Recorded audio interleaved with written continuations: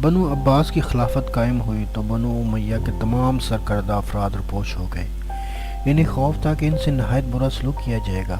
ادھر بنو عباس کے لوگ بھی ان لوگوں کی بھوک سونگ رہے تھے اور انہیں جا بجا تلاش کر رہے تھے۔ بنو امیہ کے چھپے ہوئے سرکردہ افراد میں ابراہیم بن سلیمان بن عبد المالک بن مروان بھی شامل تھا۔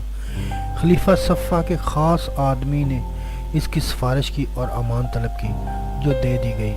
ابراہیم بن سلیمان خلیفہ کے پاس آیا، اپنی غلطیوں کی معافی مانگی۔ خلیفہ نے اسے عزت و اکرام سے نوازا، شاہی لباس پہنایا اور اپنے خاص میں جگہ دی۔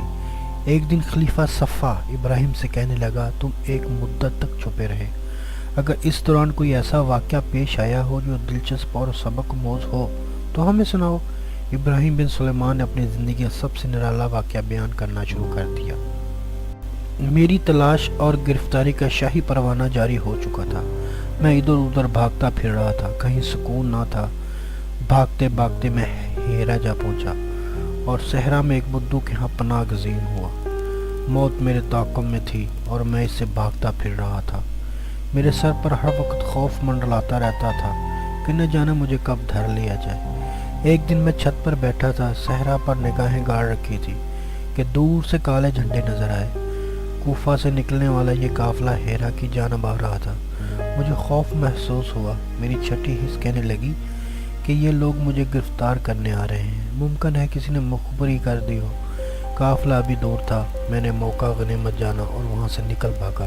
کوفہ آ گیا، سامنے کوئی منزل نہ تھی، نہ میں کسی گھرانے کو جانتا تھا جو مجھے پناہ دیتا یا مدد کرتا۔ میں ادھر ادھر ٹامک ٹوئیاں مارتا پھر رہا تھا۔ لوگوں کی نگاہیں ایسی چبھتی ہوئی محسوس ہوئی جیسے وہ میری تلاش میں ہیں۔ اچانک مجھے ایک بڑا گھر نظر آیا۔ اس کا دروازہ بہت بڑا تھا۔ اس سے اندازہ ہوتا تھا کہ صاحب خانہ کوئی امیر کبیر اور بارسوخ آدمی ہے۔ میں غیر ارادی طور پر اس گھر میں گھس گیا۔ اس کا صحن بہت کشادہ تھا۔ وہاں بہت اجلے کپڑے پہنے ہوئے ایک بابکار شخص نظر آیا جو نہایت معزز اور محترم نظر آ رہا تھا۔ اس نے مجھے دیکھا تو فوراً پوچھا، تم کون ہو اور کیا چاہتے ہو؟ میں نے کہا، میں ایسا آدمی ہوں جو اپنی موت سے ڈرتا پھر رہا ہوں اور تم سے پناہ کا طلبگار ہوں۔ اس نے مجھے اندر آنے کا اشارہ کیا۔ اندرون خانہ اس کی بیویوں کے حجروں کے ساتھ ایک کمرہ تھا۔ اس نے مجھے وہاں ٹھہرا دیا۔ میں ٹھہر گیا۔ صاحب خانہ کا اس نے سلوک یہ تھا کہ روزانہ میرے لیے قسم قسم کے کھانے چنے جاتے۔ میں نہایت سکون سے رہ رہا تھا۔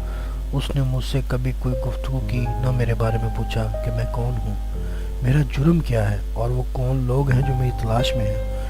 ہاں، ایک بات میں اچھی طرح نوٹ کرتا تھا کہ وہ روزانہ صبح سویرے نکل جاتا اور ظہر سے پہلے واپس آتا تھا۔ ایک دن میں نے اسے پوچھ ہی لیا کہ میں تمہیں روزانہ جاتے دیکھتا ہوں، تم کہاں اور کس کام کے لیے جاتے ہو؟ اس نے بتایا کہ میرے باپ کو ابراہیم بن سلیمان بن عبد المالک بن مروان نے قتل کر دیا تھا۔ مجھے باوثوق ذرائع سے پتہ چلا کہ وہ ہیرا ہی میں چھپا ہوا ہے۔ میں روزانہ اس کا کھوج لگانے جاتا ہوں تاکہ اس سے اپنے باپ کے قتل کا بدلہ لے سکوں۔ امیر المومنین، جو ہی میں نے یہ بات سنی میرے رونگٹے کھڑے ہو گئے۔ مجھے اپنی موت یقینی نظر آنے لگی۔ میں نے اسے اس کا نام اور اس کے والد کا نام پوچھا۔ اس کے جواب سے فوراً معلوم ہو گیا کہ وہ صحیح کہہ رہا تھا۔ میں نے اس سے کہا کہ تم بہت دنوں سے میری میزبانی کر رہے ہو، اب وقت آ گیا کہ میں بھی تمہارا حق ادا کروں۔ تم نے مجھ سے بہت اچھا سلوک کیا ہے، یقیناً اس کا بدلہ میری طرف سے بھی ملنا چاہیے۔ میں بتاتا ہوں کہ تم جس شخص کو تلاش کر رہے ہو وہ کہاں ہے۔ اس نے نہایت بےتابی سے کہا، ہاں ہاں جلدی بتاؤ، وہ شخص کہاں چھپا ہوا ہے؟ میں نے کہا، میرے معزز میزبان، میں ہی وہ شخص ہوں جسے تم ڈھونڈ رہے ہو۔ تمہارے باپ کا قاتل تمہارے سامنے کھڑا ہے۔ میں تمہیں یہ بتانے کے لیے موجود ہوں کہ میرا نام ابراہیم بن سلیمان بن عبد المالک بن مروان ہے۔ تم بڑی خوشی سے اپنا بدلہ لے لو۔ اس کے چہرے پر مسکراہٹ پھیل گئی۔ وہ کہنے لگا، یوں لگتا ہے کہ مسلسل چھپے رہنے اور اپنے گھر والوں کی جدائی کی وجہ سے تم موت کو پسند کرنے لگے ہو۔ میں نے کہا، نہیں، ایسی کوئی بات نہیں۔ میں تم سے یہ حقیقت چھپانا نہیں چاہتا کہ تمہارے باپ کا مطلوبہ قاتل میں ہی ہوں۔ میں نے تمہارے والد کو فلاں مقام پر فلاں دن اور فلاں تاریخ کو قتل کر دیا تھا۔ جب اس نے تفصیل سے سارا واقعہ سنا اور میری بیان کی ہوئی باتوں پر غور کیا تو اس کے چہرے کا رنگ بدل گیا۔ اس کی آنکھوں میں غیظ و غضب کے شرارے کودنے لگے وہ دیر تک خلا میں گھومتا رہا اور کچھ سوچتا رہا. پھر یوں لگا جیسے اس نے ایک فیصلہ کر لیا ہو. وہ میری آنکھوں میں آنکھیں ڈال کر بولا، تم ایک دن میرے قادر مطلق پروردگار اور منصف حاکم کے روبرو میرے والد سے ضرور ملو گے، اور وہ تم سے تمہارے ظلم، تمہاری صفاقی اور خون نحق کا بدلہ لے لے گا.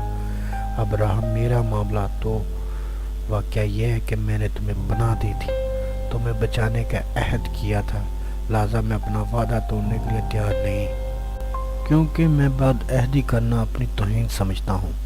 لیکن اب میں چاہتا ہوں کہ تم فوراً میری نظروں سے دور چلے جاؤ. ممکن ہے میں اپنے نفس پر قابو نہ پا سکوں اور اپنے باپ کے خون کا بدلہ لے لوں. پھر اس نے 1000 دینار میری طرف بڑھا دی اور کہا، یہ رقم بطور زیادہ راہ ہے، یہ لے لو اور چلتے بنو. مجھے بڑی شرم آئی، میں نے دینار لینے سے انکار کر دیا اور وہاں سے چل دیا. امیر المومنین، یہ میری زندگی کا سب سے انوکھا واقعہ ہے جو میری توقع سے نہایت عجیب و غریب اور منفرد نرالا ہے. امیر المومنین، میں نے اپنی ساری زندگی میں آپ کے علاوہ اگر کسی شخص کو نہایت سخی اور اپنے وعدے کی پاسداری کرنے والا پایا ہے تو یہ وہی شخص تھا جس نے مجھے میری وحشت کے دنوں میں پناہ دی تھی، اور یہ جان لینے کے باوجود کہ میں اس کے باپ کا قاتل ہوں مجھے معاف کر دیا تھا.